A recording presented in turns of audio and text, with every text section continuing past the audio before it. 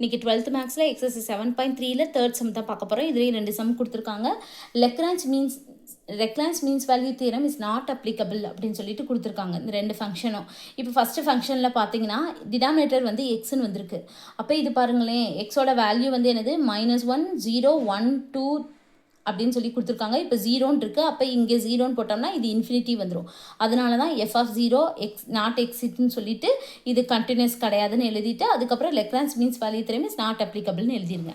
அடுத்து வந்து என்னென்னா f(x) வந்து மாடுலஸில் கொடுத்துருக்காங்க. அடுத்து வந்து இதில் பார்த்தீங்கன்னா -1 0 1 2 3 சரிங்களா. இதுலேயும் 0 இருக்கா, ஆனால் டினாமினேட்டர் இல்லாதனால இது வந்து எனது கண்டினியூஸ் ஆகும்.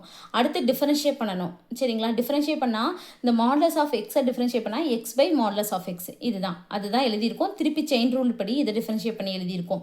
அடுத்து வந்து இது இஸ் ஈக்குவல் டு 0ன்னு சொல்லி போட்டு எக்ஸோட வேல்யூ கண்டுபிடிச்சிருங்க. இது வந்து இங்கே எக்ஸுக்கு பதிலாக சப்ஸ்டியூட் பண்ணிங்கன்னா இந்த இடம் வந்து 0 ஆயிரும்.